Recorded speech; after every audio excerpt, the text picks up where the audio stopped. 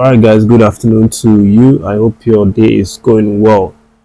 And I also hope that you have found a place in your heart to forgive and also forget the bad result that the Super Eagles put up yesterday. Of course, from the team right now, if you look around, you'd see that there have been lots of efforts from the Super Eagles NFF through their social media and all platforms trying to correct, trying to run damage control, on the situation. They've been apologizing with series of posts, which I'm going to share here. But let me start first of all with the word from the skipper himself, William EKONG, who has also now, assumed all responsibilities for that defeat yesterday. He came out just like Justin Aguavon came out with his presser. EKONG also admitted that they were below standard, with that game, especially he himself, who's supposed to coordinate the defender. The goals that they considered, the first goal coming from a set piece, which wasn't, which actually caught them off guard, and it was a very, very poor performance from himself. So he gave this in this brief presser. I'm going to put it right next, and then we'll talk about the others from there. The set piece is now, we have to take responsibility. The set piece is now 2 games, 2 goals conceded. It's something that we have to work on. I think also whenever you have some changes in the team, there's some different roles again.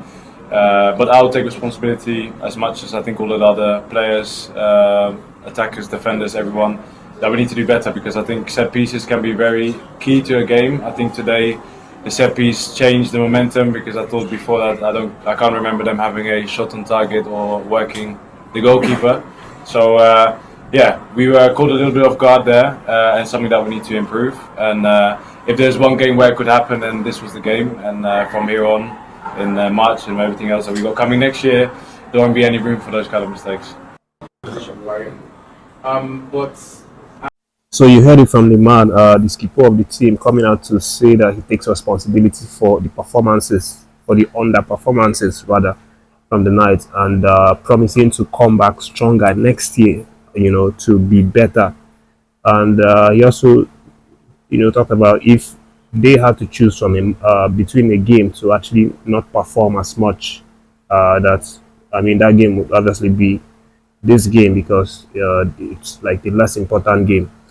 But of course, all of this is coming off the back of the angry fans, like angry Nigerian fans, who a lot on social media have now started to pick on 1 or 2 players from that performances. As I said, the last video, Victor Boniface and Okoye are the people that seems to be targeted in terms of harsh criticisms coming over to them over their social media. But guys, I'm sure you can forgive, if you're listening, or you're a member of the community, please don't abuse any of our players, online or in their social media DMs for that performances, because that's not going to do anything good for us. It's going to even demoralize them or make them lose confidence in themselves. But moving away, guys, I also talk about NFM and Super Eagles, trying to run damage control about the situation to the fans. So in a series of posts, actually I've seen like 2, since that match, that the Super Eagles have now put out on their official social media, trying to correct what has happened, trying to appease us, the fans, to not be angry anymore with the team. The first one came out after that game, shortly after that game yesterday, and then the other one came out just a few minutes ago, where they now decided to use Broken to type out that one. As you can see on the screen, the first one, come out and said that we are disappointed to have ended our great run in the AFCON 2025 qualifiers with a home loss. We will bounce back. Thank you for all your support through the qualifiers, and see you in Morocco. And then the one coming out just a few minutes ago saying in our normal broken language, our people, we know say una the vex, we understand. Make una no look us less. We no go fall on our hand. We go work hard to continue where we for stop for the last AFCON. I beg make una no tire to support us. So we thank una too much. When I say super, you say eagles. So basically, they're just trying to, get us to start laughing again and come out of the whole bad mood that we are concerning the team, because a lot of people, believe it or not, have started making some really, big mountain out of this loss, forgetting that it was a game that was actually gambled in reality, because a lot of changes were made into that game from the first team. We had a lot of key players who were not available for that one, and so it was shocking, the result, but it was also expected, because Rwanda wanted to win that game to qualify, and Super Eagles wanted to gamble the game away, so we can just move past it and then hope for better future. But I just wanted to let you guys know, guys, that there's also a very important match coming up around 3 p.m.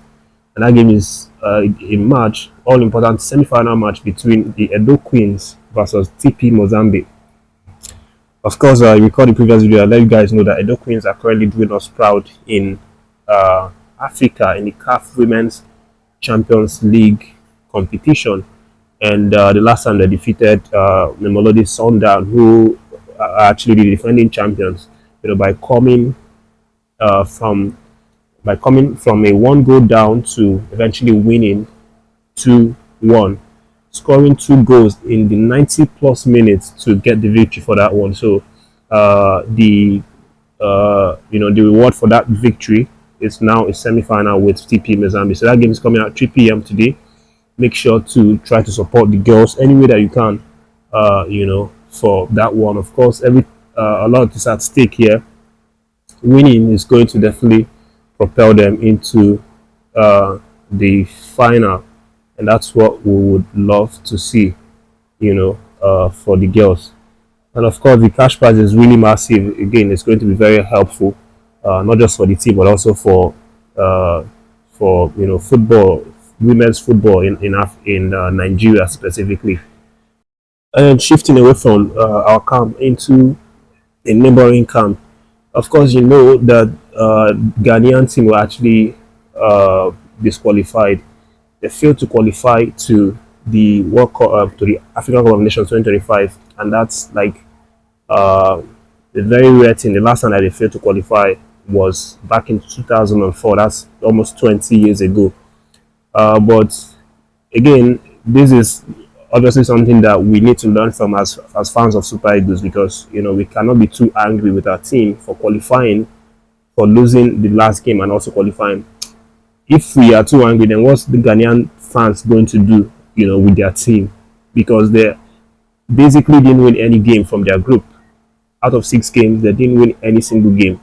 They ended up with 3 points, and most painfully, lost their last game, which was yesterday against Niger Republic.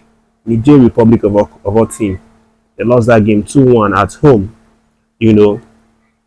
at home to that side. And I can't even begin to imagine what the Ghanaian fans are thinking right now, because I know they will be boiling in their hearts, and it's not just going to be for one day. It's probably going to take up to a week for them to start to ease up a little bit.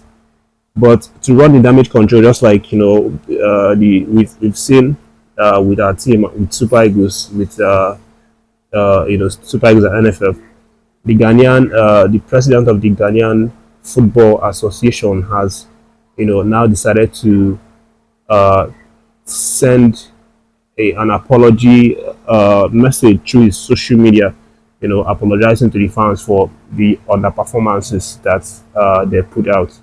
So from his apology, he wrote, from the highest heights of world football on the 9th of March 2022 to the lowest ebb of African football, of African qualifying matches, my heart bleeds. Definitely, this is not what we want or what we bargained for. At this point, only cool heads can win, and we as leaders of our sport will stay together, be honest with ourselves, and fix the problem.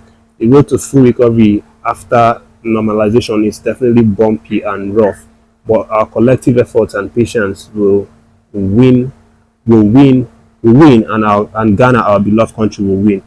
As a Black Stars fan and as a leader, I share in your pain and in our pain.